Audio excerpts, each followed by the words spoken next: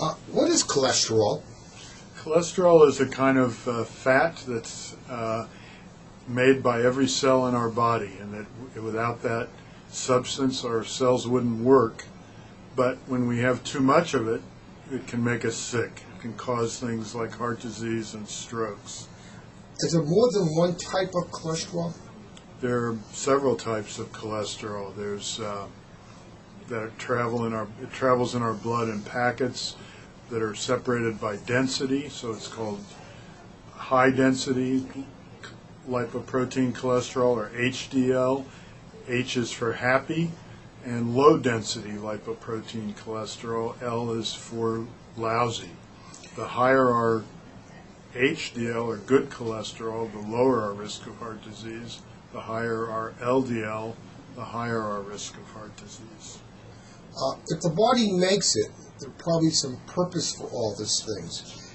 Mm-hmm. What is the purpose of cholesterol in the first place?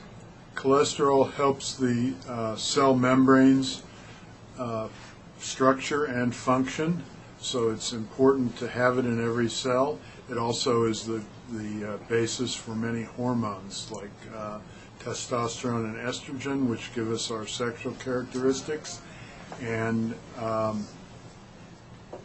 hormones in our adrenal gland like cortisol, which you might have heard of, an important hormone. So we do need it to make other things from it. It's very important that we have the right amount of cholesterol, not too little and not too much. You seem to hear a lot about old people worried about their cholesterol.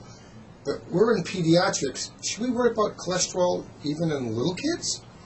Even in little kids, but particularly those little kids who have parents or grandparents who've had a heart attack or a stroke before the age of 60. Those are the high-risk children, and the children who have that kind of family history should have a cholesterol test sometime after the age of 2 and before the age of 5. If the cholesterol is high, what would that figure mean?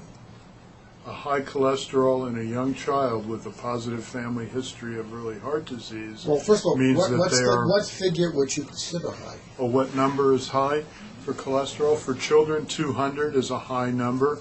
170 is a normal number, 170 or below for the total cholesterol. If we talk about the LDL, the low-density lipoprotein cholesterol, a number of less than 130 is a good number. So in other words, the number game is important even in young age group. Even in young children, in order to prevent them from getting sick when they get older. Not that they're going to get a heart attack or a stroke when they're a child, but in order to keep them healthy, because we know the plaques that form in our arteries that result in heart attacks and strokes start soon after birth, accelerate during adolescence, and then develop over the decades of our adult life. So if we can prevent them from ever starting, children will live longer and healthier. So in other words, if you have a high cholesterol and the kid, say, is 3 or 4 years old, how would you approach the problem so we can lower the cholesterol a little bit? Obviously the bad cholesterol in particular. That's right. The important thing to do for a child of that age is to assess their diet, to find out what they like to eat, what they usually eat, and see if we can help them and their family learn to make healthier choices.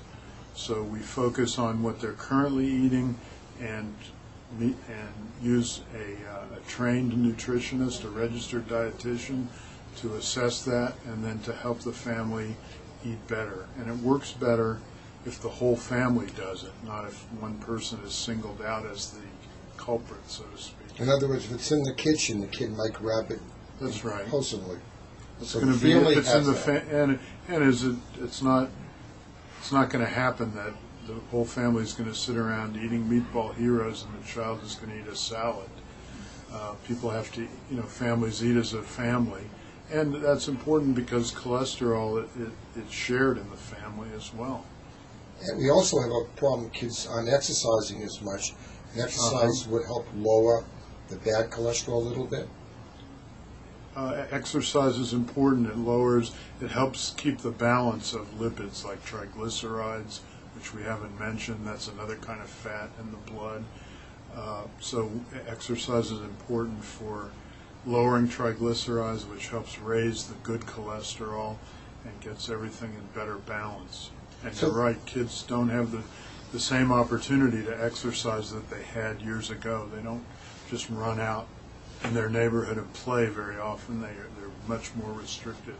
So if you had a kid and the father had a heart attack at 28 or something like that, it was a big concern.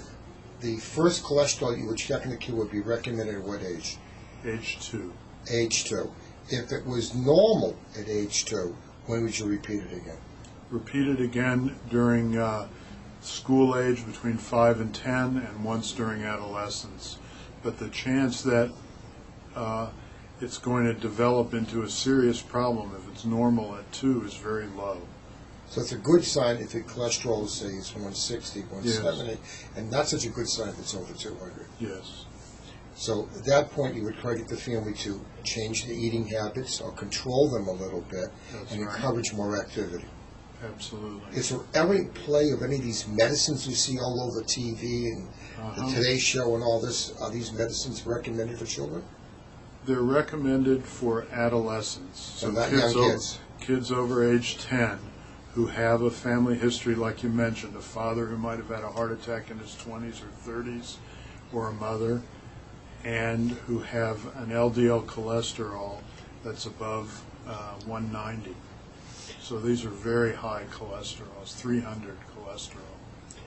If you do get a kid that has a cholesterol, say, you mentioned 300, and the kid's 2 years old, and they try to exercise, and they're trying their best to keep a good diet, is there anything else we could do for these kids? There are some dietary supplements that you can use, things like plant sterols and stanols, which are available both as margarine or as shakes, or which can be given in a pill form. Fiber is important. Fish oil can be helpful, not so much for cholesterol, but for triglycerides. The omega-3 supplements are good? The omega-3 supplements help the triglycerides, and we do use those in children. We mentioned before about this plaque. Doesn't that cause little ridges and unevenness? It's not smooth. What happens to the cells that go past the red blood cells? What can happen to them? Well, that plaque can slow them down, make them form clots, and those clots can block the arteries, and the arteries, as you know, are very needed to bring oxygen and nutrition to the cells. And so if they block, if an artery in your heart gets blocked, well, then you have a heart attack. If an artery in your head gets blocked, then you have a stroke. So if we lower the bad cholesterol and we raise the good cholesterol, what happens to plaques? The plaques disappear. They smooth over, and they can be gone over a number of months to years. So it really is very important that we lower that LDL cholesterol. So the plaques sort of smooth out the good cholesterol, and that bad son of a guns make it worse. Is that correct? That's right. So down the road, there's even talk that maybe they might even inject that good cholesterol in some people. Is that true? There are some studies where they're trying to do that, inject the good cholesterol if you really have a problem. That's not going to be a treatment for children. That would be for adults that already have heart disease or strokes. So in other words, our focus is increase the good, decrease the bad cholesterol. So high density is good, low density is bad. You mentioned already exercise is good. Yeah. And you said you changed the eating habits. And eating right, that's right. And I want to say that the most important thing really is lowering the bad cholesterol. The good cholesterol is we kind of get what we're going to get. There's very few things that we can do to change the good cholesterol, but we have a lot of things we can do to change the bad. Will raise it a little bit, Exercise may help a little bit. If you have the kind of lipid problem where your triglycerides are very high, lowering the triglycerides will raise your good cholesterol significantly. But the most at-risk children, the biggest problem is their LDL is too high, not that their HDL is too low. So we really focus on lowering the bad cholesterol is the thing we have the most ability to do for children. So if a kid gets heavy, he might get a cholesterol problem, and he might get another disease, which we now call the Omnian diabetes. We're starting to see kids called type 2 diabetes. They sort of like go hand in hand. Type 2 diabetes and the cholesterol problem goes with it a little bit too, right? That's right. There's something called metabolic syndrome, which is a mix of risk factors, a cluster of risk factors, including being overweight, having high blood pressure, having a high triglyceride, a low HDL, low good cholesterol, and having insulin resistance or being prone to type 2 diabetes. And we're beginning to see that in teenagers as more and more teenagers are coming up overweight. If you could name 5 of the worst foods and their cholesterol horrible, what would your top 5 list? Bad foods. Well, no food in and of itself is bad, but when you eat too much of certain foods, particularly those with high saturated fat, that's going to raise your cholesterol. The highest foods in saturated fat are things like French fries, cream cheese, other cheeses, snack foods like dessert type snack foods like Twinkies and Oreos, and ice cream, dairy products, full fat dairy products. And if you could say 5 foods that you say would be better for you, and your top 5, what would be the 5 you would put? The most important foods to eat are the things with good colors in them. Fruits and vegetables, oranges, apples, peppers, tomatoes, green beans. Those are the kinds of foods that we want to make more prominent in kids' diets, and we want to make white foods less prominent. Bread, rice, potatoes. Things with high sugar content and corn syrup would be probably bad too, right? Things that are very high in simple sugars are help kids get fatter.